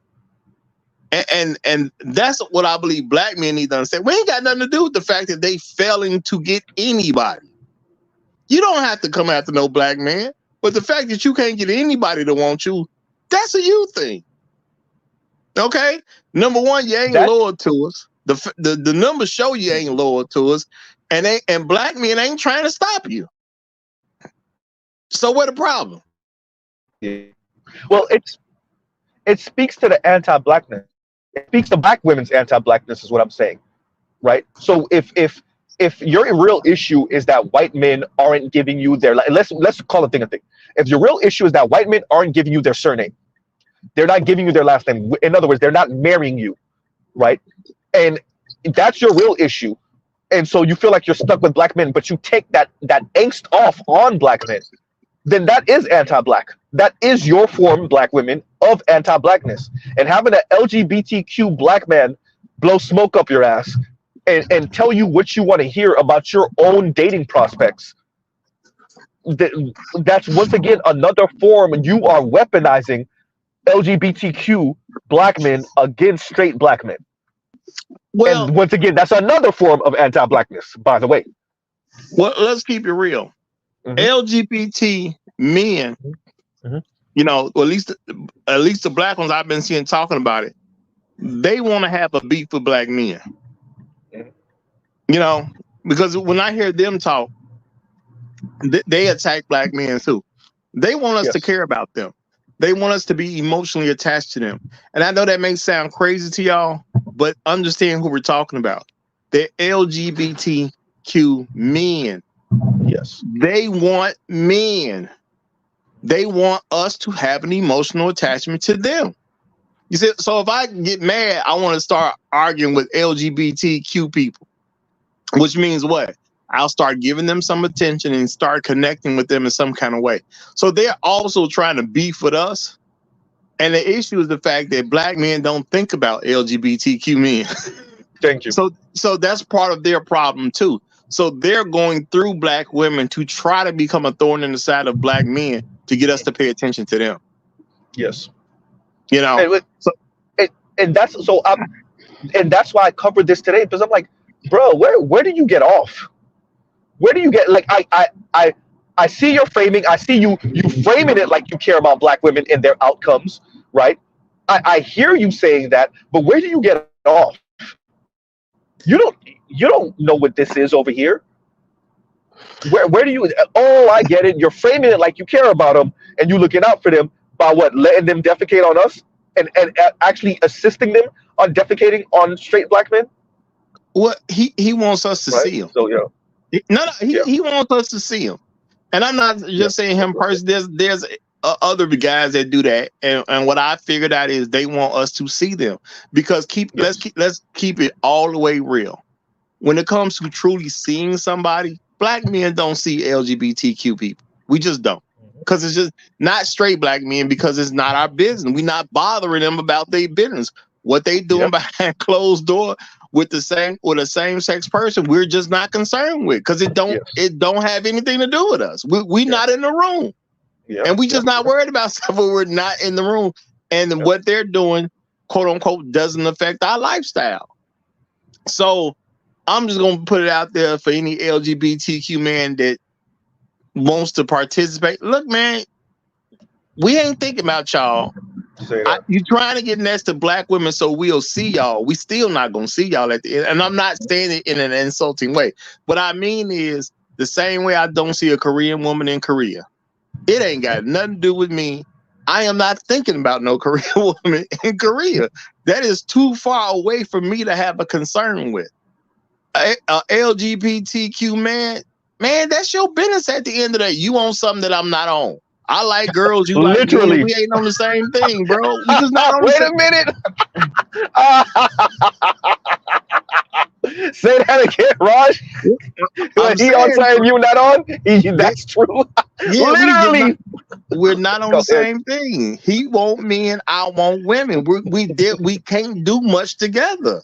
We can watch a baseball game together. We can watch a basketball game together. I'm gonna go and look out. I'm gonna go out and try to find women. He gonna go out and try to find men. We just not on the same page when it comes to anything dealing with relationships. And the thing is, LGBTQ black men could help black women find a partner. I'm not gonna say they can't, Yeah, because but they we're deal not with we're not looking partners. for partners. Exactly. Thank Exactly. you. Straight black Yep. men don't want Yep. partners. We Yep. want Yep. wives. Yep. It's a whole different. Thank you for bringing that back up, because I forgot. I didn't actually put it in my notes that I actually wanted to mention that also. He over here talking about partners. We don't do partners over here. You right? Yeah, you're right. We do Well, wives over here. Literally. at, Go ahead. at the end of the day, I understand partner talk, because a partner means either one of us would be responsible. That don't work in a straight relationship, because a woman is going to look for the man to be responsible. Point blank, period. Doesn't make a difference what go on. Yep. She gonna look for you to solve whatever problem that come up. You got to solve it yourself. You got to call a buddy and help you solve it. You got to call some man and pay him to get it fixed. But however you get it done as a man, you got to get that problem fixed. When you do partner stuff, then two people can come together and figure out how to fix the problem together. And then it's both their responsibility. Neither one can shift it on the other person. But in a straight relationship, one of the key components of a straight relationship is the man has to solve the problem. The woman doesn't. And that's just the reality of it. Women don't have to solve problems. They've never been forced to solve a problem with straight black men. And they're never going to be forced to solve a problem with straight black men. They're just not. Rush, his entire framing, and you're jogging my memory of some of the things he was saying, which is the idea, women no longer need men, and so like now men are going to have to try to figure out what are they doing, what else can they bring, essentially what else can they bring to the table, because women no longer need them. First, single Latina and single black women have the least amount of wealth in America. Y'all should have never let me find that out. I'm gonna just be hitting everybody upside the head with that all the time. So number one, are you sure about the not need? Number one. Number two, even if there was not a quote unquote need, you are dealing with supposedly heterosexual women who want black men. And guess what? Black men want something in return for that want.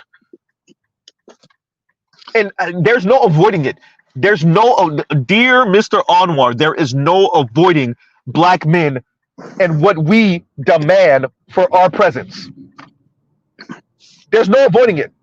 There's no sidestepping it. Well, this is the there's thing. No using you against us thing. Go ahead. Well, this is the thing. I understand the argument of you can just pick up the phone and call somebody. Mm-hmm. People say that because they live in a fairly comfortable American society. Yep.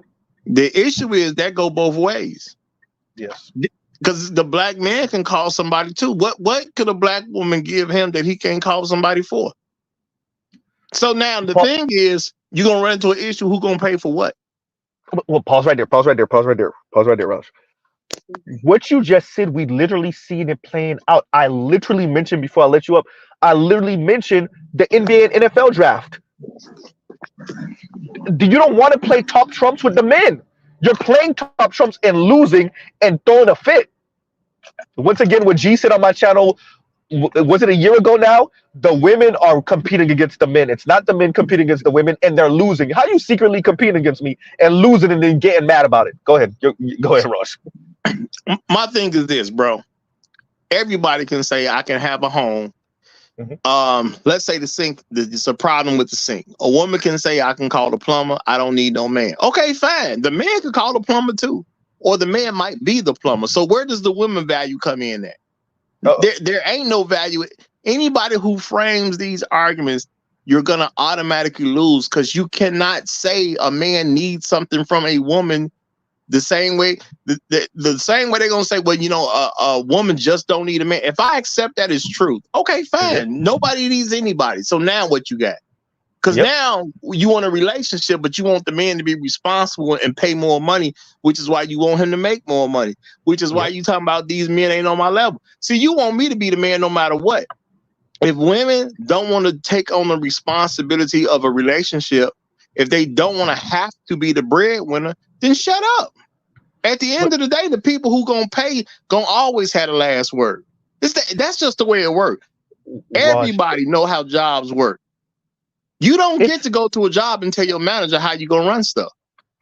That's not how it works. It's a class argument. It's a class. We are having working class, working poor, lower middle class women make upper middle class, rich and elite white women arguments. This idea that it's almost like we're talking to women who are making 50,000 and less, but yet they're hyper afraid, super afraid of subsidizing a man. Ma'am, this is a upper middle class, rich or elite white woman's argument. This is not your argument. They always speak as if I need a man on my level. Ma'am, you earn $47,000 a year, right? I mean, yeah, you earn $47,000 a year. You earn $35,000 a year. You earn $28,000 a year. What man on your level? What are you talking about? Right? The truth is she couldn't get a man on her level or she wouldn't be single. Say that. That's what the truth is. If you just want to play true. But my thing is this, regardless of how much money you make, if you're unwilling to pay, you have to take a subordinate role. That's just the way it works. See, it ain't about what you can do. Sometimes it's about what you will do. Are you going to take care of a man? If you're not going to take care of a man, then your role is the subordinate role, period. It ain't about, the patriarchy and these men ain't done enough. And are you going to pay? Because I don't see multi-millionaire women trying to take care of men. Are you going to pay? They got the ability to pay. Let's keep it real. They got the ability to pay. They ain't doing it.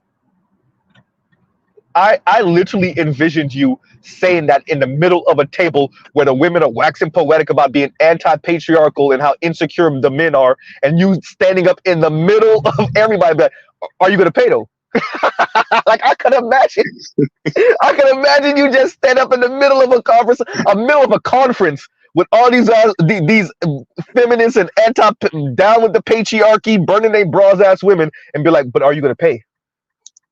And like that's the 1 foot in and 1 foot out. That's why I say patriarchy under feminist specifications, because that once we start getting, that's what make. And I'm gonna pause after this, Ross. What makes hypocrites out of women, supposedly straight women, what makes hypocrites out of them is the second you tell them exactly what you just said. But are you gonna pay? Yeah. See, my thing is, it don't make no difference how well you're doing if you ain't gonna pay. Mm-hmm. I'm not concerned with. You know what? Michael Jordan been famous a long time. He been making a whole bunch of money. He don't give me none of it. You see what I'm saying? I don't watch his pockets because he ain't paying for me. Now, maybe if he was my dad, you know what I'm saying, and he was giving me an allowance or something, maybe I'd have more concern about what Michael Jordan makes. He don't give me squat. Yep. Okay. So I'm not in his pocket. So when it comes to women, yeah, you can be big, bad, and tell me you're a CEO of a Fortune 50 company. Are you gonna pay? Because if you ain't gonna pay, what difference does it make? You don't have no argument for me. You're not gonna pay, so you don't matter. No, they do have an argument, Raj. It's the Ebony K. Williams argument. It's Raj did level up to my level argument. It's the Raj is a mediocre black man argument. No. Because at the end of the day, every woman who has money done been around men with money, and them men didn't want them either. Say that. So truth be told, 100% of men who've been around them don't want them. So it ain't even just where you come from. You came from somewhere. If you came from a poor place, the poor men didn't want you. If you moved into a middle class place, the middle class men didn't want you. If you became rich, the rich men didn't want you either. You've been rejected by all of them. You ain't just get rejected by rich men. You was rejected by the middle class men, and you was rejected by the poor men, because nobody wanted you. And you can tell me anything you want, but the only thing I'm gonna ask you, which man married you? Was it the rich guy, the middle class guy, or the poor guy? Which guy married you? Because if you can't tell me who married you, nobody wanted you.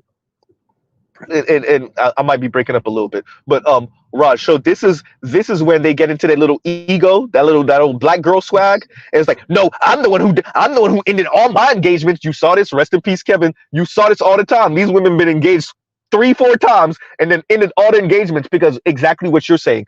They're in protection of their ego. That's why I keep on using that word over and over again.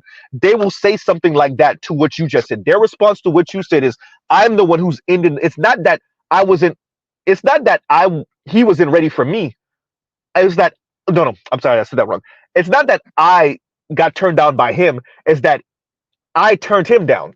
I'm the one who ended this, right? And it's protection of their ego. It's not that I wasn't on their level. It's that they weren't on my level. It's more now they start talking about it's more than the money.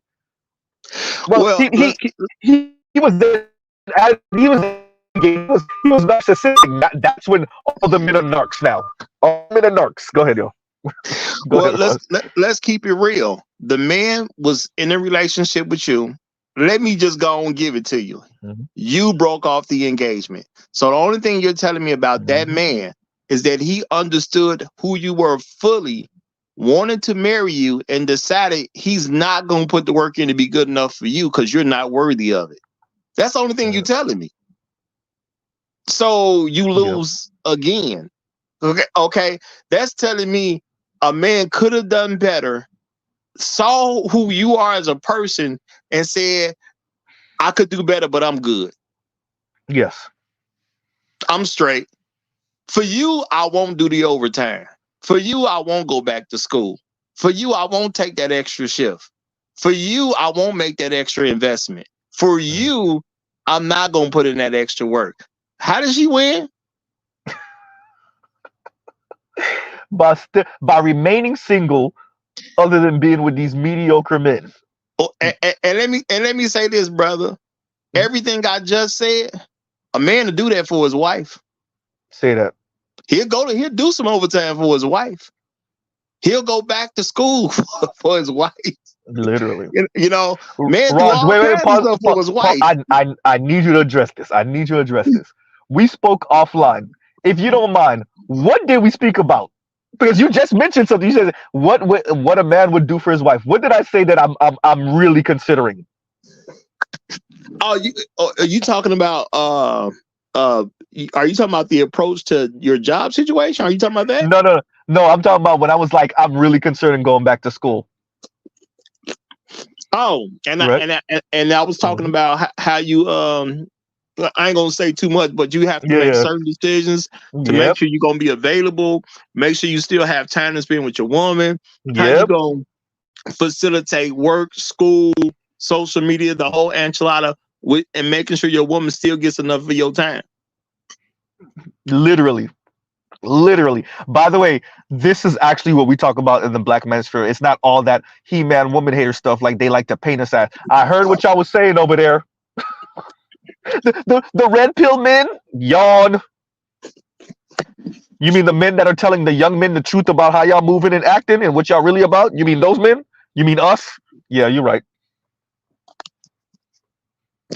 Because we're not supposed to educate the young men about what y'all really on, while y'all bring on Mr. Anwar to defecate on straight men on the low, on the high.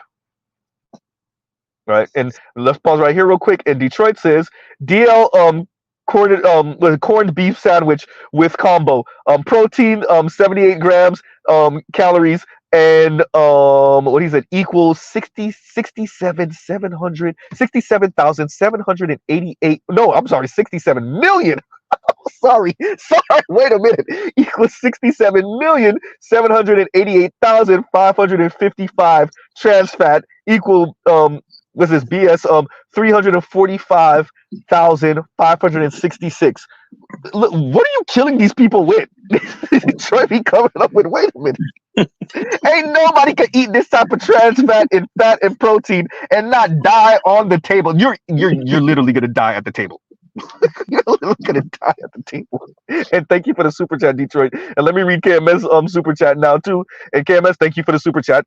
Like, share, subscribe, hit the super chat. And KMS says, black men get behind us figuratively. LGBTQ men, ditto, literally. Their commonality formed in the alliance. Hysterical. KMS is a comedian, y'all. I'm telling y'all. Right? so figuratively, black women are telling us to get behind them, and literally LGBTQ brothers is telling us to get behind them. Oh boy. Well, I'm gonna say it does make sense to me because number one, the women are dysfunctional. Mm-hmm. Now, and then people can say, well, how do you mean dysfunctional? A woman is trying to not be the head, but dictate everything. Because you don't want to pay for stuff herself. You know, in America, you pay the cost to be the boss. That's how it works. Okay, you pay the cost to be the boss. It just is what it is. Raj, I gotta cut you off. Raj. I gotta cut you off. Go ahead. It's a pimp named Slickback. You said the whole thing. It's feminism. Patriarchy by feminist specifications. That is literally what you are describing right now. I had to cut you off to say it again. No, go ahead, Russ. Go ahead. That ain't what I'm describing. I ain't describing that at all. I'm saying you got to actually pay the cost to be the boss. Yeah, but they don't. They want us to pay the cost for them to be the boss. And that's why I'm not talking about what they talking about. I'm saying in this country, you got to pay the cost to be the boss.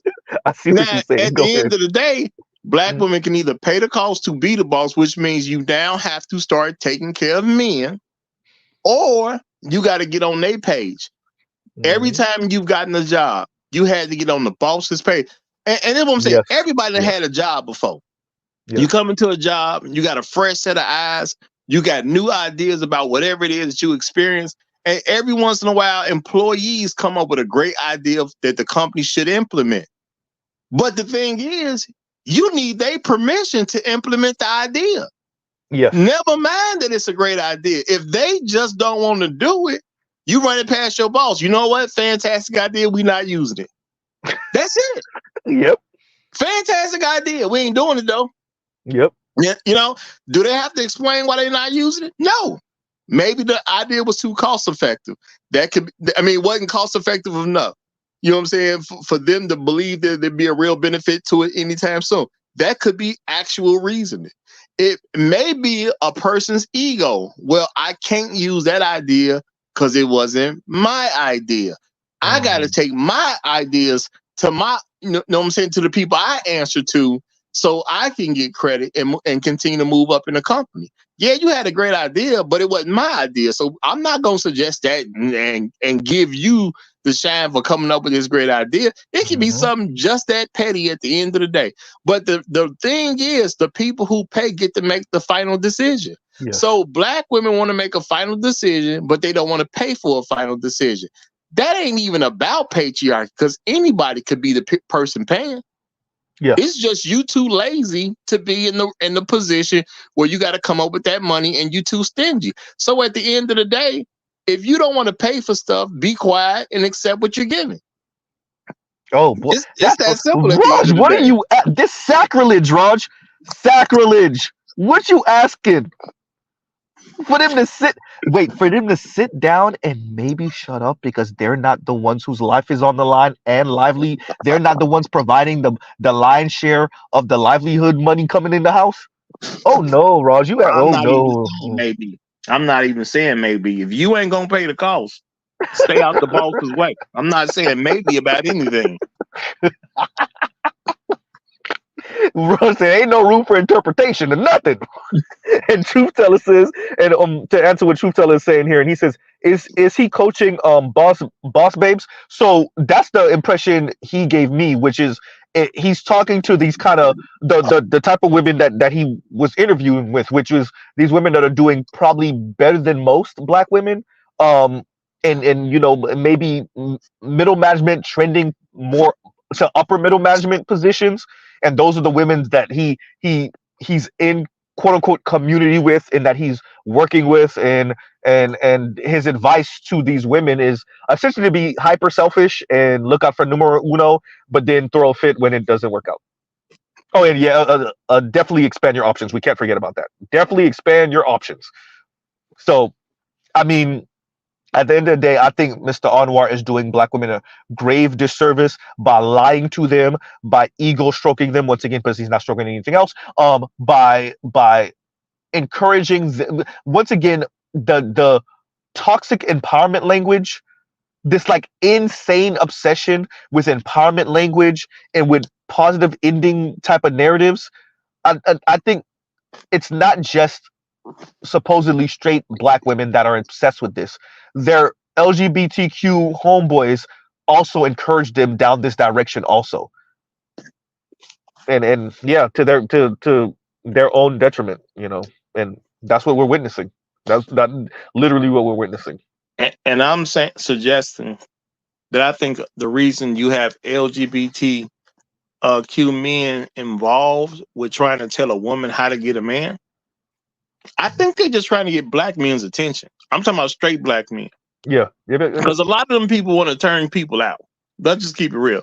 A lot of them want to turn somebody out. I think they're just trying to get black men's attention, because the stuff I hear LGBTQ men say, it's like they be trying to beef with black men and we just ain't paying no attention to them. So they want to do something so we'll see them. Listen here, really partner, you're not even on our radar. Go ahead. Well, and like I said, I'm not trying to say this in a degrading way. It's like, I don't have kids. I don't think about kindergartners. I don't see them. You know what I'm saying? So I see them just as much as I see. No, let's be real. I see them more than I see a man who belongs to the LGBTQ community.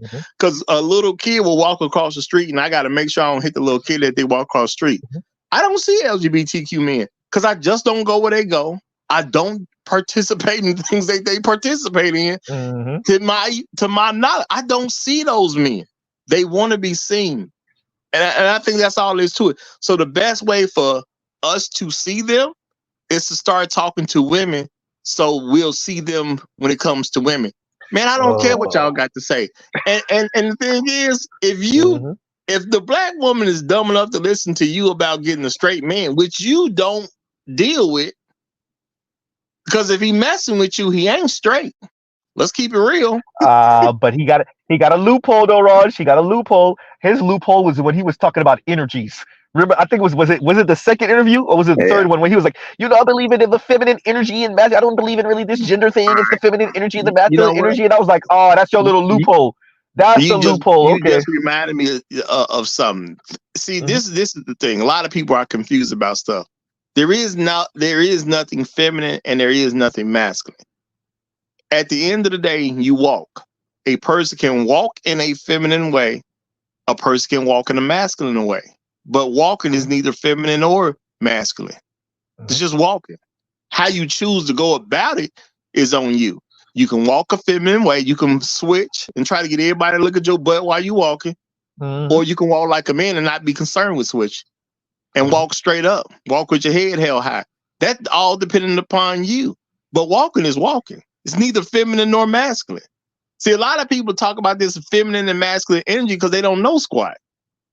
You got to say that so you can see. You got to be able to say something that cannot be looked at from a tangible concept, because you need something that cannot be proven so you can have a point.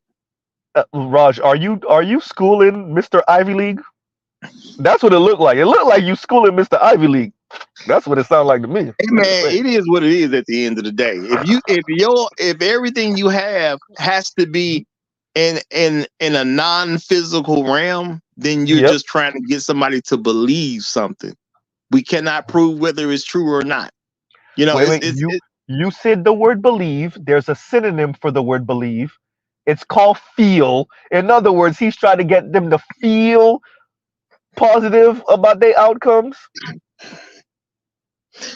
I mean, I'm not saying it's wrong to have faith. Every religion, to my understanding, is built on some level of faith. But at the end of the day, This ain't Why you laughing? Because religion. you know I'm gonna cut you off and say we already know what the Bible said about faith without works. I mean that's true, but I wasn't gonna even go in that direction. Okay, go ahead, go ahead. My thing Better is, work for black men. Go ahead. faith ain't to be sold. If you gonna sell me something tangible. Okay, don't Hmm. sell me belief. I can Yeah. believe on my own. Okay, I don't need to pay for Mm-hmm. belief. What I need to pay for is results. That's what I need to pay for. If I'm gonna pay for something, I want to pay for results. I want to pay for Hmm. results. I want something tangible. I want something that I can look at 2 years from now. I want to see results. So at the end of the day, a person cannot control another person. So selling me a package on how I can get a person is a waste of my money. Point blank, period. Because I can't control nobody but myself, and neither can you. Yeah. Yeah. I definitely have to cover this, Raj, because watching Buddy Roll go from interview to interview, and then the way he was emoting, he wasn't even just emoting like some of the sisters that we know, an educated sister. He was I read aspirational upper middle class white woman. And the way he would speak and the way he would pause and the way he would say right, like all of that, it just like oozed. I don't know if that's the word I want to use. Well, It let me everything just say this. was white woman to me. Go ahead. Let me say this. What I saw was dysfunctional women look to a dysfunctional man. Because at the end of the Yeah. day, Yep. he Yep. Yep. doesn't function properly as a man is designed to function, which automatically makes it dysfunction. And Mhm. you have women who do not function properly as women, which automatically makes it dysfunction.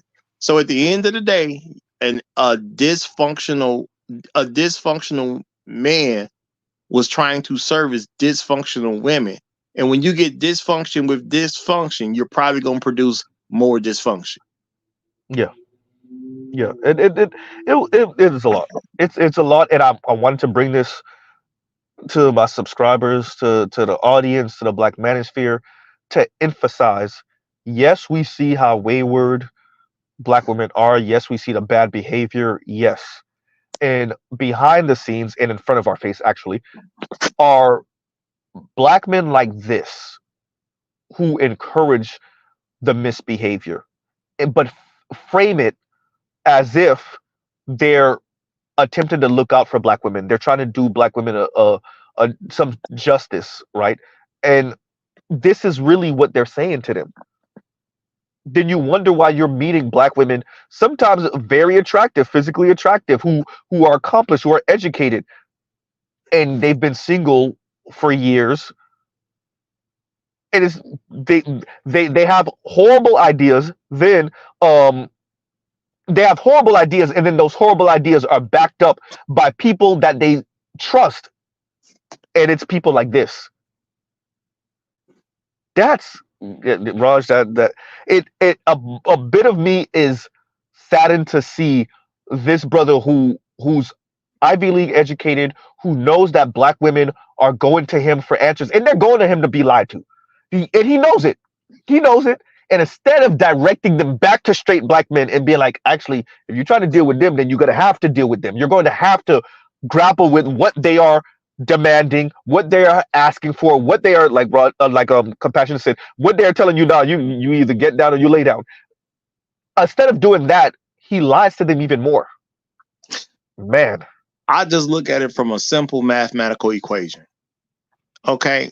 Him being a gay man, Hmm. he either wants gay men, which I can accept because he's gay, Hmm. or he wants a straight man. Now, if he wants a straight Hmm. man, he's automatically dysfunctional, even in the regards of being gay, because gay men are supposed to be hooking up with other gay men. So if you want a Hmm. straight man and you're gay, that's dysfunction right there. Okay. So, okay. So are you pursuing straight men yourself?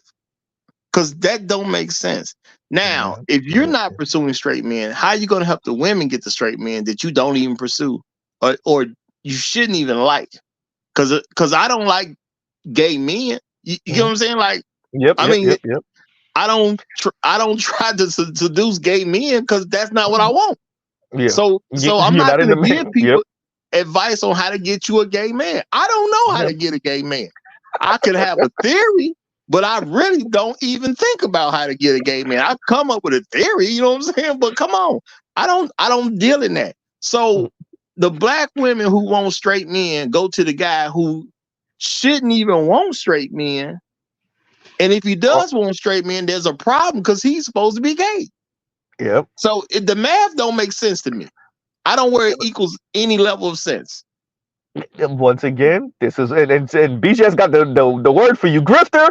But no, and I think that's why guys like that and this is why you're hearing this kind of 1 foot in, 1 foot out with this energies talk and having your masculinity and femininity on a sliding scale.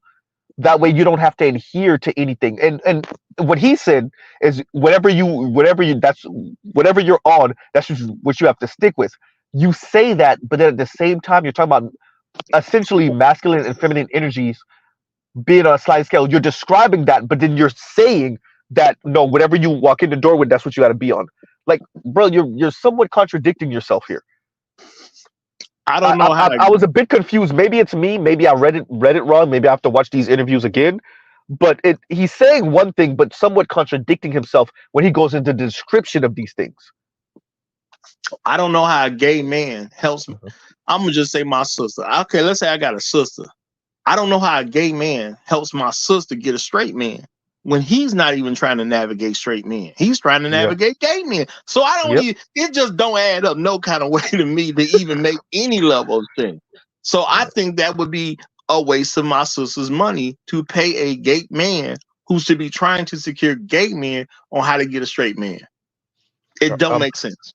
At the end of the day, I want us to be careful.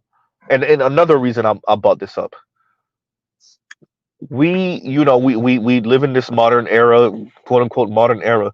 I want us to be careful when you have a young lady, a woman that you're interested in, and she speaks to you about her LGBTQ friends. Her LGBTQ friends are Themis. It's Mr. Anwar. It's Storm Monroe, right? So if you wonder why y'all situation is choppy, she's seeking advice from this guy. She's seeking counsel from this guy. And they're talking this quote unquote energy talk.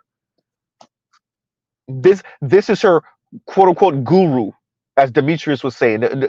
Juicy talking all this anti-love guru stuff, and yet you listening to this dude, and you're not even listening. You're interviewing this dude. Yeah. So that note, and then we'll end out with this. And BGS says LGBTQ men know what women want to hear, of course, and that's exactly where he went with it. That's exactly where he went with it. And to what Truth Teller was saying, it is these kind of aspirational boss babe ass women that he's speaking to. I would argue that's mainly who he's advising, quote unquote, advising, right? And that. Yeah, once again, another plane. Can I make my last comment? Man, I'm just gonna say this. If you're a straight woman and you got to go to a gay man to get help to get a straight man, bless your heart. That's all I'm saying. Not the Christian saying, bless your heart. Bless your heart. That's all I can say. Look, hey, I was trying to talk around it, Raj. I was trying to talk around it. Like, yo, really? This is where we are? This is the person you are seeking counsel from? Like, all right. Remember, we are speaking about women that are probably movers and shakers in the background. They're probably working for whatever entertainment house in the background. These are people like you hear about their names here and there, and this is the person they're getting advice from, y'all. Dude is Ivy League educated, and listen to how he's speaking. He's 100% wrong about black women earning more than black men, and I continue to harp on that because they use that as an excuse and they use that as a signal that black men are holding black women behind. Once again, black women are shackled to the bottom because of black men's ineptitude. Black women are on the socioeconomic bottom because they're stuck in a community with wayward black men who are beneath them. And so they use this black women out earning black men as a symbol of that. And when you say, oh well, actually black men earn more than black women, which you're starting to get now because this guy apparently is he's just straight up lying or he doesn't have the information. I doubt it. What you're starting to hear now are the women and some of the men, LGBTQ men like Demas, who say, well, black men don't earn enough more. Well, what was the point of feminism then? What was the point of female liberation? What was the point of black women having their own and women having their own bank accounts? If now we're saying to the men, see, we want to, and oh, that's what I was saying about class, Raj. They want to be better than all men except for their husbands. Wait, what? Wait, what? You want to be a boss woman. You want to earn more than all women and all men except for your husband. But you don't know who your husband's gonna be. So why rig the game against the boys in the first place? What was the point of equality? What was the point? Oh, you don't really mean it. Okay, yeah, I get it. So I'm gonna say it again. Bless Mhm. their heart, man. Right. Right. You see, and I said it to you earlier. I said the circular argument. I know what I was saying.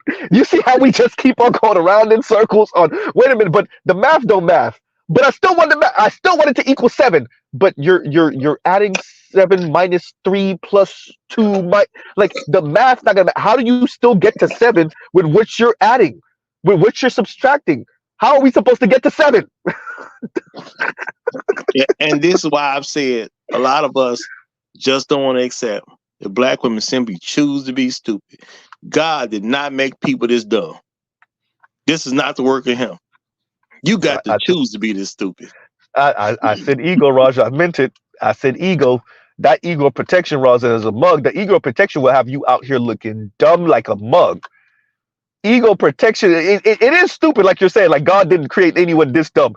But Raj, that to protect that ego, man, the pretzel. They are tying themselves into knots, into pretzels to protect that ego. Yeah. Amen. And it makes them look dumb. I don't think these people are that dumb, Raj. They're not that dumb, Raj. They're not. It's their ego protection. Hey, I recommend people let their ego go all the time. Yeah, you do. You do. You do. I see it on your channel. You do. But on that note, y'all, thanks, Raj, for coming up. I was trying to get. So for those of you, it's not Raj's fault. I was sending him the wrong link. Right, so it's not. Raj would have been here probably 5-10 minutes earlier. I kept on sending him the wrong link, so my bad, y'all. But thanks, Raj, for coming up. And thank you for your commentary and your insight. And on that note, y'all, we will pause right here. Love, peace, and chicken grease. Y'all have a great rest of y'all night. Thank y'all for listening to Z tonight. And y'all go check out other Black Manosphere content, other non-Manosphere content. Go touch some grass, right? Not we just them random ranting ass red pill dudes on the internet. Apparently we hate women and shit, of course. So and y'all have a great rest of y'all night. All right, y'all. Mr. Z out.